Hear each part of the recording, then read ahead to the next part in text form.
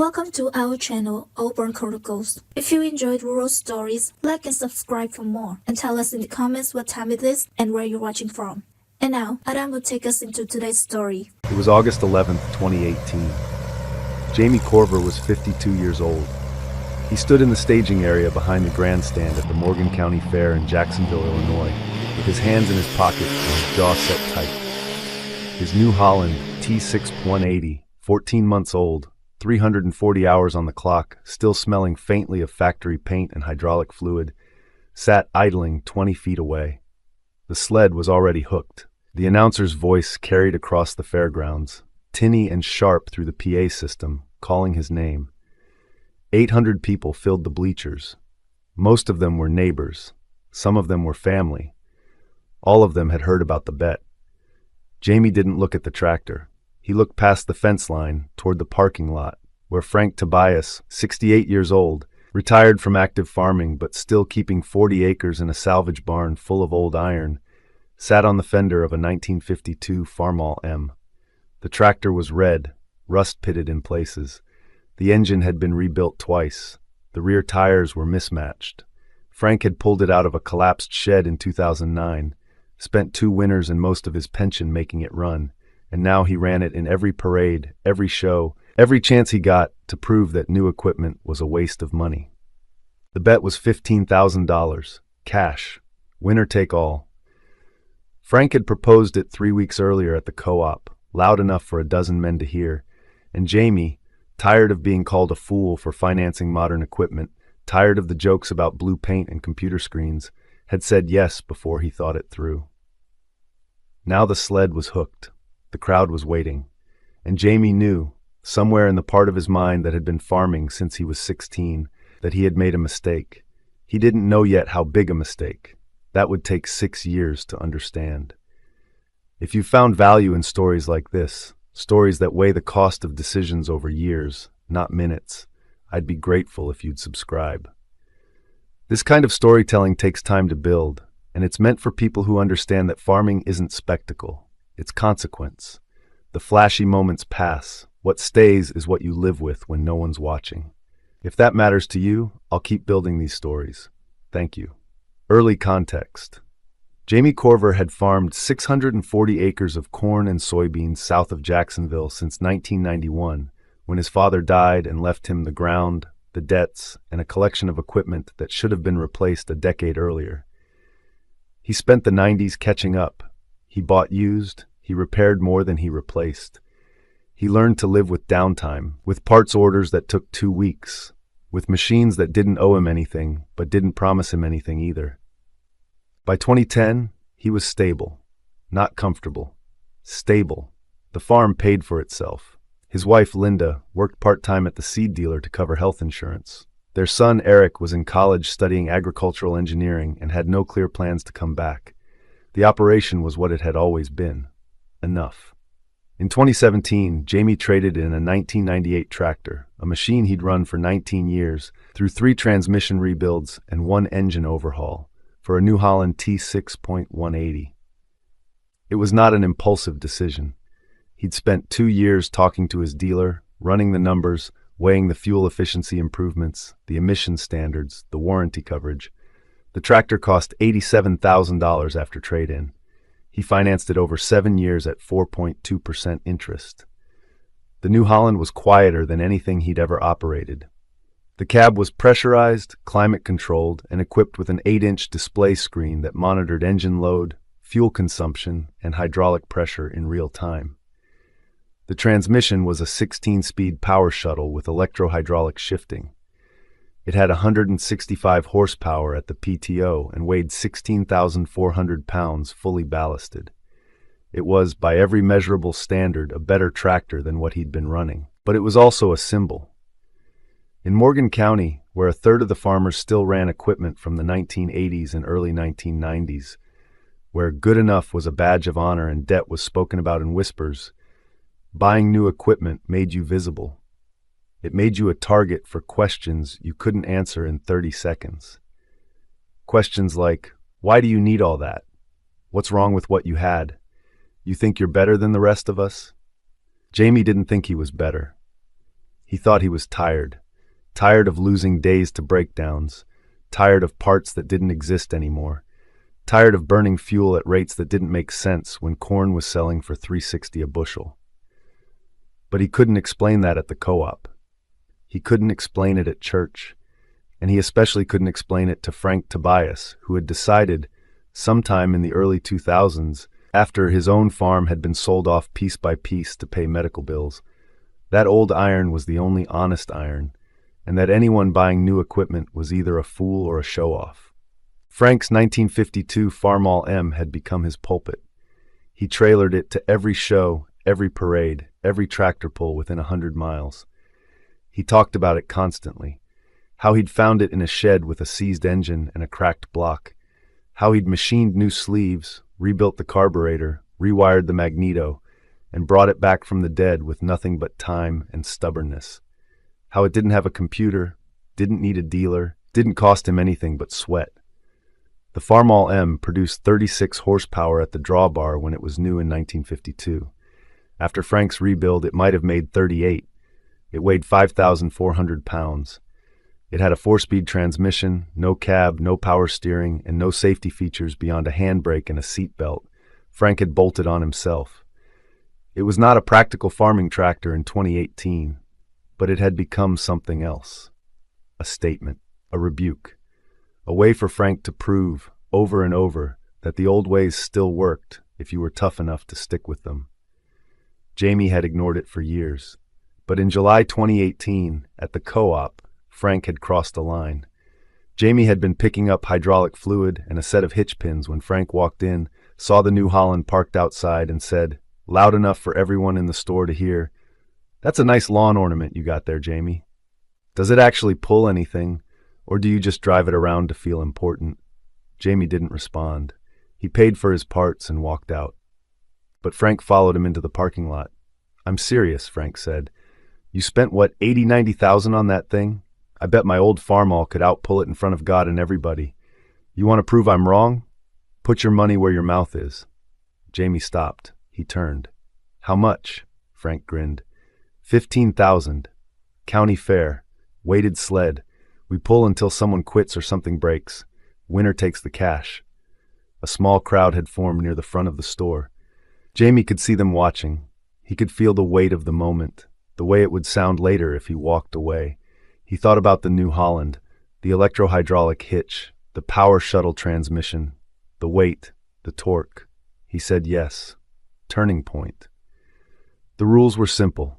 Each tractor would pull a weighted sled 50 feet. The sled started at 8,000 pounds and added weight as it moved forward, using a mechanical transfer system that shifted ballast toward the front of the sled as the tractor pulled. Whoever pulled the sled the farthest before losing traction or stalling won. If both tractors completed the full 50 feet, the one with the fastest time won. The Morgan County Fair had been hosting tractor pulls since 1974, but they were usually exhibitions. Old restorations, antique steamers, the occasional modified pulling tractor built specifically for competition. This was different. This was 2 working farmers, 2 tractors that lived in sheds and ran in fields, and $15,000 in cash sitting in an escrow account at the bank. The fair board tried to talk them out of it. Jamie's dealer called him twice, warning that a pulling competition could void certain warranty provisions if the transmission or drivetrain was damaged. Linda asked him quietly, over breakfast the morning of the fair, if he was sure this was worth it. Jamie wasn't sure, but he couldn't back out. Not after saying yes in front of a dozen men at the co-op. Not after Frank had spent 3 weeks telling anyone who'd listen that modern tractors were all show and no spine. The pull was scheduled for 6 p.m. on Saturday, the last day of the fair, right before the demolition derby. By 5:30 the grandstand was full. People stood along the fence line. Trucks parked in the grass behind the track. The local radio station sent a reporter. Someone set up a tripod and a video camera near the announcer's booth. Jamie backed the New Holland up to the sled. The hitch clicked into place. He set the transmission to 3rd gear, engine at 1800 RPM, and checked the weight distribution. The rear tires, 480 80R46 radials, filled with calcium chloride for ballast, bit into the dirt. The engine note was smooth, almost quiet, even under load. Frank's Farmall M was next. He backed it up manually, no power steering, using only the handbrake and throttle to position the drawbar. The hitch was a fixed pin. The tires were ancient bias ply, cracked along the sidewalls but still holding air. The engine clattered. You could hear every valve, every rod, every compression stroke. The crowd cheered, not for the New Holland, for the Farmall. Jamie went first. He released the clutch smoothly, let the transmission take the load, and felt the rear tires dig in. The sled moved. 15 feet. 20. The weight transfer engaged. The sled got heavier. 30 feet. The engine RPMs dropped slightly. The tires started to slip. At 38 feet, the New Holland lost traction. The rear wheels spun. Jamie tried feathering the throttle, tried shifting down, but the electro-hydraulic clutch couldn't find grip. The sled stopped. 38 feet. The announcer called it. The crowd clapped politely. Frank climbed onto the Farmall M. He set the throttle wide open. The engine screamed. He dropped the clutch. The tractor lurched forward. The rear tires, narrow, tall, steel-lugged at the edges from years of parade work, grabbed the dirt like claws. The sled moved 10 feet, 20, 30, 40. At 42 feet, the Farmall's engine started to labor. The RPMs dropped, smoke poured from the exhaust stack. But Frank didn't lift. He kept the throttle pinned. The tractor clawed forward. 45 feet, 48. At 49 feet, the engine stalled. The Farmall stopped. But Frank had won. The crowd erupted. People stood. They cheered. They whistled. Frank climbed down from the tractor, waved to the stands, and walked over to Jamie with his hand out. Jamie shook it. He didn't say anything. There was nothing to say. He drove the New Holland back to the staging area, loaded it onto his trailer, and went home. He didn't stay for the demolition derby. He didn't talk to anyone. He just left. Linda was waiting in the kitchen when he got back. She looked at him. "How bad?" 15,000, Jamie said, and everybody saw it. Long consequence arc. The loss followed him. Not in obvious ways. No one mocked him directly. No one called him a fool to his face. But at the co-op, conversations paused when he walked in. At church, people asked how the tractor was running with a tone that wasn't quite neutral. At the grain elevator, the scale operator mentioned, casually, that Frank Tobias had been in earlier that week, still talking about the pull. Jamie stopped going to town unless he had to. The New Holland, for its part, worked. It worked exactly as it was designed to work.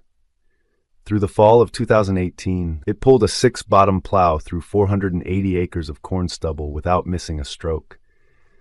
The fuel consumption averaged 4.2 gallons per hour under load, which was 30% better than the tractor it had replaced.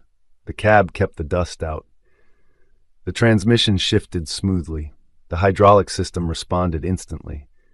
But none of that mattered, because everyone in Morgan County remembered the pull, and in their memory, the New Holland had lost to a tractor that was older than most of their children.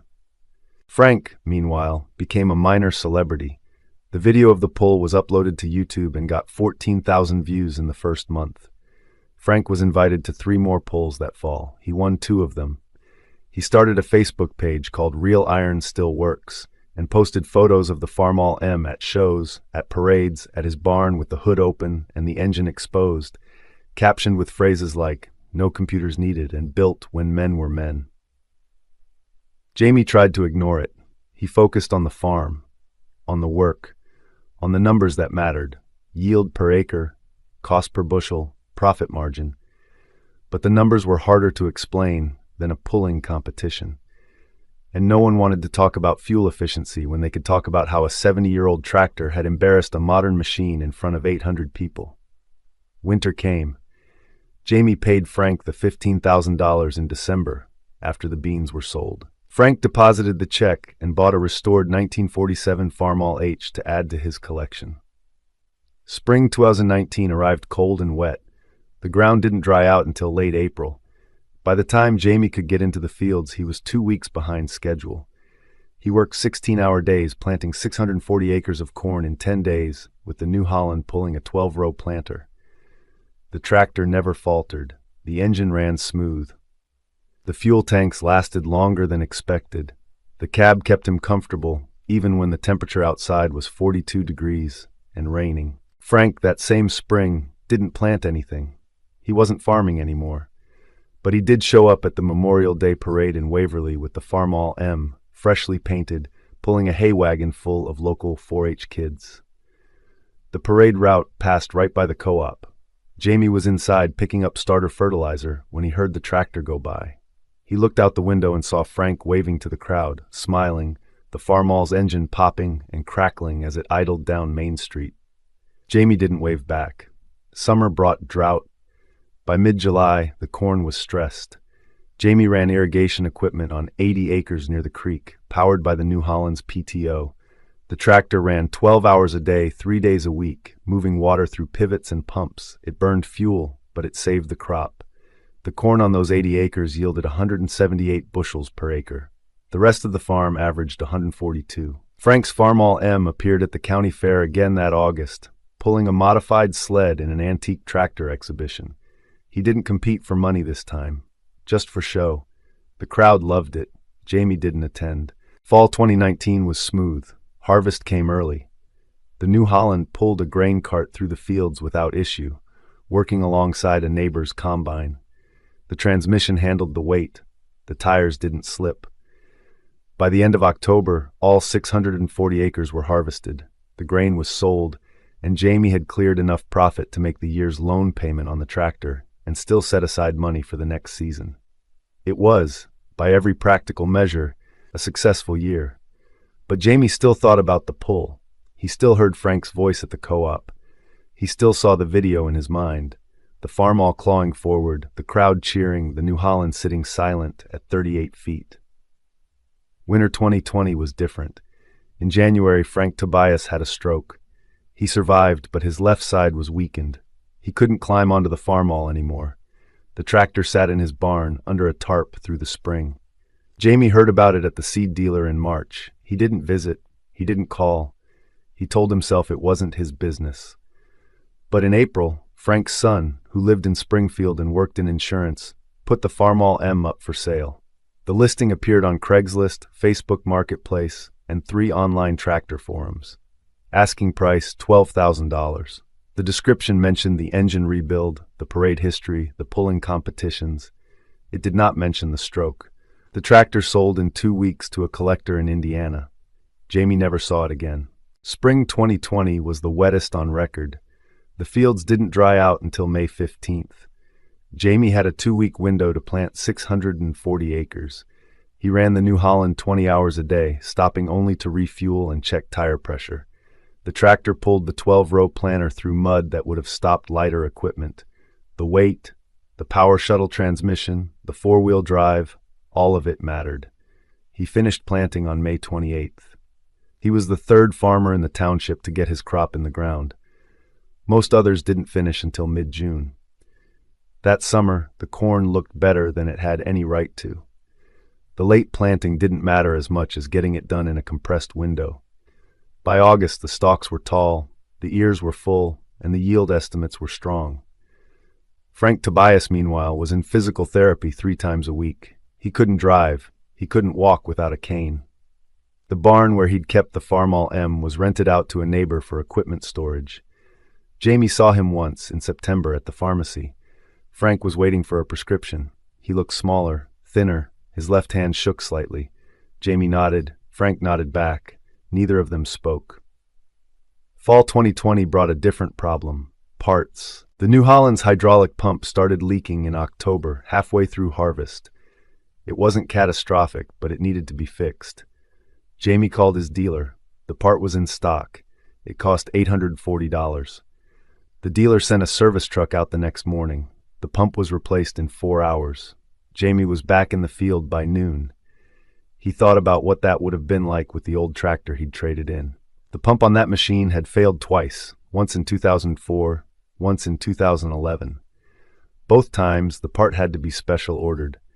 Both times, he'd lost 3 days waiting.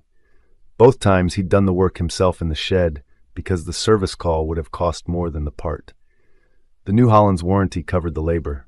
Jamie paid for the pump. He kept the receipt. Winter 2021 was quiet. Jamie ran the numbers. The New Holland had 1,420 hours on it. Fuel costs over 3 years, $18,300. Maintenance costs $3,100, most of it covered by warranty. Downtime, 6 hours total, all of it planned. The tractor had cost $87,000. He'd paid down $28,000 of the principal. He owed $59,000. At current depreciation rates, the tractor was worth approximately $68,000 on trade-in. He wasn't losing money, but he wasn't winning any arguments either. Spring 2021 was dry. Planting went fast. Jamie finished in 9 days. The New Holland ran perfectly. No breakdowns, no delays, no drama. Frank Tobias died in June. Heart attack. He was 71. Jamie attended the funeral. It was held at the Methodist Church in Jacksonville. 50 people showed up. Frank's son gave a short eulogy. He mentioned the Farmall M. He mentioned the pull. He said his father had been proud of that tractor until the day he sold it, and that he'd talked about the competition at the county fair more than anything else in the last few years of his life. Jamie sat in the back. He didn't cry. He felt something, but he couldn't name it. After the service, Frank's son approached him in the parking lot. "My dad respected you," he said. "He thought you were a good farmer. He just didn't like what the equipment companies were doing to people." Jamie nodded. He didn't know what to say. "He spent $4,700 fixing that Farmall after the pull," Frank's son continued. "The transmission failed in October 2018. Then the engine seized in 2019. He rebuilt it again, but it cost him most of what he won. He never told anyone." Jamie stood there. The words didn't land right away. "He sold it because he couldn't afford to keep fixing it," Frank's son said. "But he never stopped talking about beating you. I think it was the last thing he really enjoyed." Jamie drove home. He didn't tell Linda what Frank's son had said. He didn't write it down. He just filed it away, in the part of his mind where he kept things that didn't have conclusions.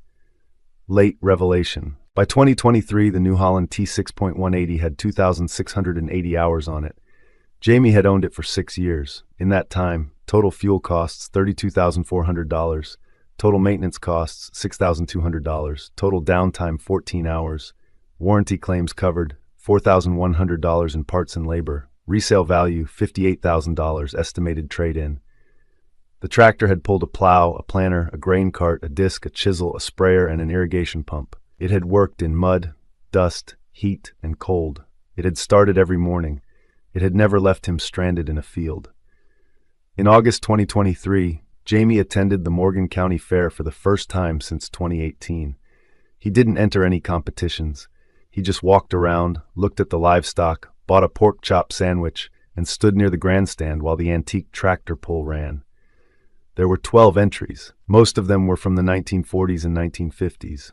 Farmalls, John Deere's, Alice Chalmers, one Minneapolis Moline.